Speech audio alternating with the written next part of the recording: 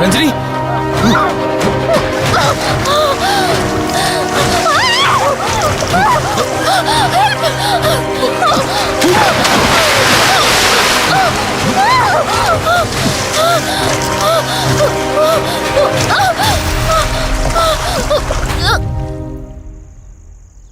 ఏంటి రంజని, అసలు నీకిళ్ళు కొత్త. నీకేం కావాలన్నా నన్ను అడగమని చెప్పానుగా. ఇప్పుడు నేనున్నాను కాబట్టి సరిపోయింది. ఒకవేళ నేను లేకపోయింటే బయట ఏదో శబ్దం వినిపించింది. పొరపాటున కాలు స్లిప్ అయ్యి. చూడు రంజని, ఇప్పటికీ 2 సార్లు దూరం అయ్యా. మళ్ళీ ఇంకోసారి దూరం అయితే నేను బ్రతకలేనురా. ఇక నుంచి నీకేమైనా కావాలన్నా, బయటికి వెళ్ళాలన్నా నాతో చెప్పు, నేను వస్తాను.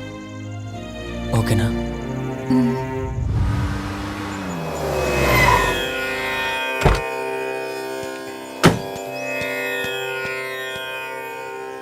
అర్జెంటుగా రమ్మని ఫోన్ చేశారు. ఆత్మ మళ్ళీ బయటకొచ్చింది.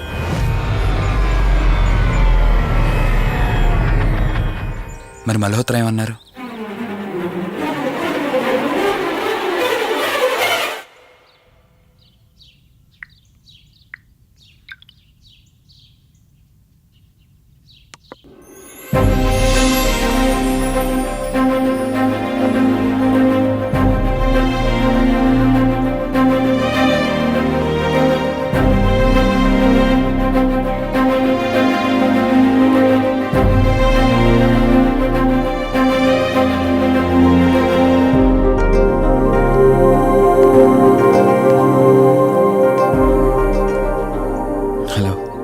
కూర్చో. ఎలా ఉన్నావు? బాగున్నాను. కాఫీ? ఎంతైనా దేవుడు చాలా గొప్పోడు కదా. మనకు నచ్చింది ఇచ్చాడని ఆనందపడే లోపే మళ్ళీ తిరిగి వెనక్కి తీసేసుకుంటాడు. హ్యాపీనెస్ ఎక్కువగా ఇచ్చేస్తే తనకు లేకుండా పోతుందనుకుంటాడేమో. ఆయన కూడా సెల్ఫిషే మనలాగా. ఇద్దరు మనుషులు విడిపోతే కష్టంగా ఉంటుంది, కానీ ఇద్దరు మనసులు విడిపోతే బాధగా ఉంటుంది. ఇదంతా చెప్పింది నేను బాధ పెట్టడానికి కాదు. ఏదో చెప్పాలనిపించింది, చెప్పేశానంతే. సరే, లివ్ ఇట్. ఇంతకీ నేను ఇక్కడికి ఎందుకు పిలిచానంటే, మనం ఏదైతే ప్రాబ్లం సాల్వ్ అయిపోయింది అనుకున్నామో ఆ ప్రాబ్లం మళ్ళీ తిరిగి స్టార్ట్ అయింది. ఆ ఆత్మ మళ్ళీ బయటికి వచ్చిందని దుర్గాబాయ్ చెప్పింది. ఆ ఆత్మ నుంచి నువ్వు తప్పించుకోవాలంటే తప్పనిసరిగా నీ గతం నీకు తెలియాలి. నీ గతానికి సంబంధించి ఏదైనా వస్తువు కానీ ఇంకేదైనా నీ ఇంట్లో ఒక్కసారి ఆలోచించగలుగుతావా?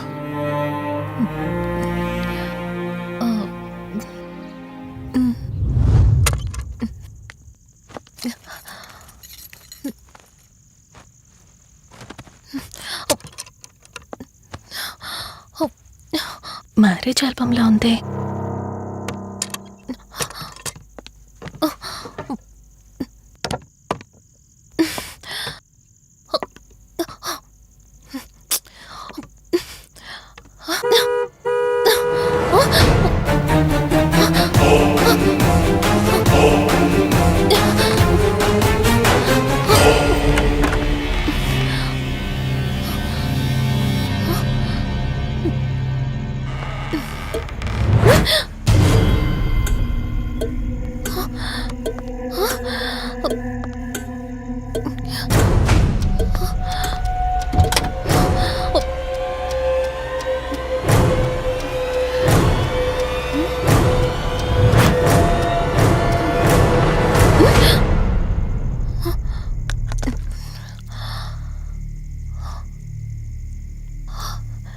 ఈ బ్లడ్ ఏంటి?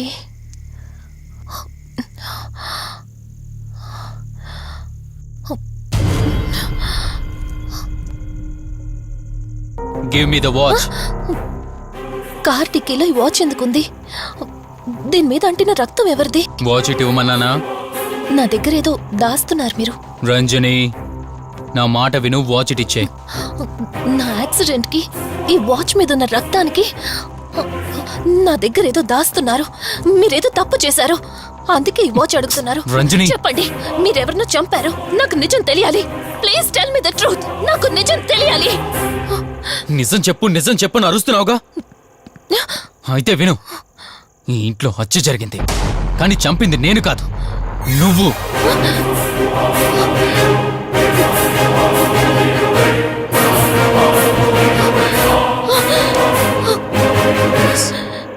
నువ్వే చంపావు. నేను నీకు అన్ని విషయాలు చెప్పాను, కానీ ఈ ఒక్క విషయం మాత్రం దాచాను. అదే నీకు అబార్షన్ అయిందని చెప్పాను కదా. ఆ టైంలోనే యూఎస్ నుండి నా business partner Kaushik first time India వచ్చాడు. బట్ నీలో మాత్రం ఏ మార్పు లేదు. ఇంట్లో నా ఫ్రెండ్ ఉన్నాడనే ఆలోచన కూడా లేకుండా తరచూ వాడు ఎదుర్కొంటానే నువ్వు నాతో గొడవ పడేదానివి. అది చూసిన కౌశిక్ నా మీద నీకు ఎంత ద్వేషం ఉందో వాడికి అర్థమైంది. దాన్ని వాడు అలసుగా తీసుకుని నేను ఇంట్లో లేని సమయంలో నీ లోన్లీనెస్ని తనకు అనుకూలంగా మార్చుకుని నీకు దగ్గరయ్యాడు. ఎంతలా అంటే వాడు లేకుండా నువ్వు బ్రతకలేనంత. ఆ తర్వాత మీరిద్దరు ఫిజికల్గా కూడా ఒకటయ్యారు.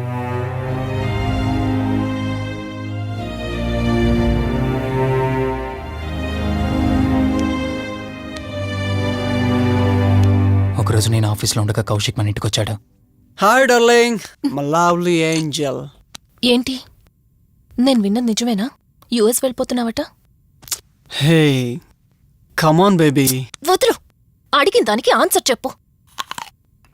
నేను వచ్చిన పని అయిపోయింది, so I'm going back. So what? వదులు. నువ్వు నాతో ఏం చెప్పావు?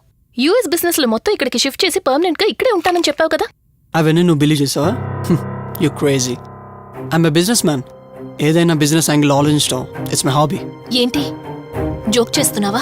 జోక్ అనుకోవటం అది నీ ఇన్నోసెన్స్. కౌశిక్, అలా మాట్లాడుకో. అలా మాట్లాడితే నాకేదోలా ఉంది. నాకు తెలియకుండానే నా లైఫ్ లోకి వచ్చేసావు.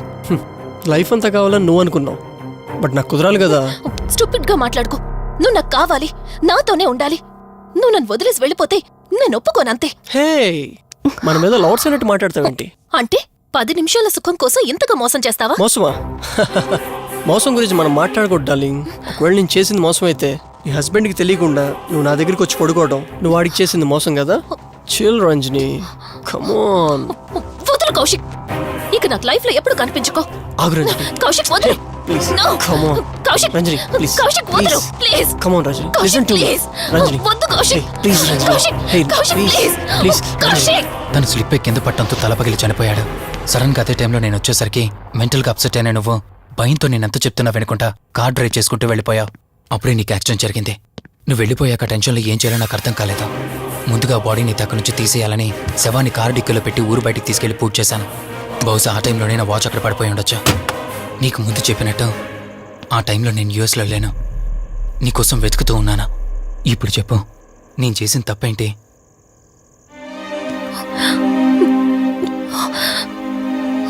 ఇంత చేసినా నేను ఈ రోజుకి నిన్ను ప్రేమిస్తూనే ఉన్నాను. ఇప్పటికైనా నన్ను నమ్ముతావా?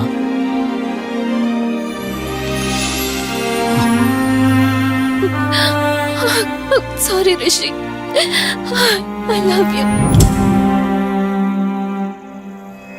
అంటే ఇన్ని రోజులు నీ వెంటపడిన ఆత్మ నీ చేతిలో హత్య చేయబడిన కౌశిక్ దన్నమాట. అవును దుర్గాబాయ్, కానీ నేను ఈ హత్య ఉద్దేశపూర్వకంగా చేయలేదు. పొరపాఠం జరిగినా గ్రహపాఠం జరిగినా తప్పు తప్పే. పశ్చాత్తాపడినంత మాత్రాన్న ఆత్మ శాంతించదు. ఇప్పటిదాకా నిన్ను ప్రాణాలతో వదిలిపెట్టింది దేనికో తెలుసా? నువ్వు ఏం నేరం చేశావో నీకు తెలియపరచడానికి. నీకు జరిగిందంతా తెలిసిపోయింది. ఇప్పుడు నువ్వు ఇంకా ఎక్కువ ప్రమాదంలో ఉన్నావు. నాకు బ్రతకాలనుంది దుర్గాబాయ్. క్షమించరాని తప్పు చేసినా ఇంకా నన్ను ప్రేమిస్తున్న నా భర్త కోసం. అది కాదు దుర్గాబాయ్, ఆత్మ అనేది ఉండడం నిజమైతే దేవుడున్న మాట కూడా నిజం. అలాంటప్పుడు ఏదో ఒక దారి ఉంటుంది కదా. నిజమే, ప్రతి సమస్యకు పరిష్కారం ఉంటుంది. ఈ సమస్యకి ఓ దారుంది, కాకపోతే కష్టంతో కూడుకున్నది. అదేంటో చెప్పండి దుర్గాబాయ్. ఎంత రిస్క్ అయినా పర్వాలేదు, నేను చేస్తాను. ఇక్కడి నుండి దక్షిణాన 80 కిలోమీటర్ల దూరంలో క్రీస్తు శకం 17వ శతాబ్దానికి చెందిన ఓ అతిపెద్ద పురాతన శివాలయం ఒకటుంది. 300 సంవత్సరాల కిందటికి చెందిన ఆ శివాలయం చాలా శక్తివంతమైనది. నిత్యం దీపారాధన జరిగే ఆ గుడి ఓ కారణంగా మూసివేయబడింది. ఇక అప్పటి నుండి ఇప్పటి వరకు ఆ ఆలయంలో దీపారాధన జరగలేదు. ఇప్పుడు ఆ దీపం కనుక నువ్వు వెలిగించగలిగితే కౌశికాత్మ నిన్ను వదిలి శాశ్వతంగా వెళ్ళిపోతుంది. చేస్తాను దుర్గాబాయ్.